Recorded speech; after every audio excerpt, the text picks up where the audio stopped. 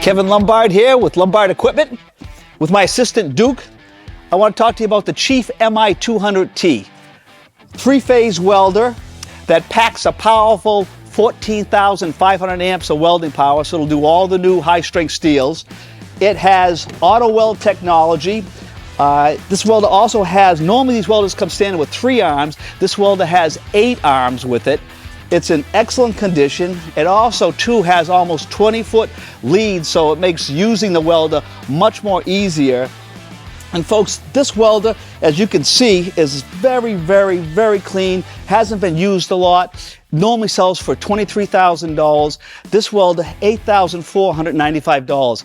I've been in the auto body equipment, collision equipment industry for almost 47 years. And if you don't have a spot welder, you are literally taking thousands of dollars out of your company and throwing it out the window by doing it the old-fashioned MIG welding way. Call the 800 number. Talk to us about this welder. Thanks.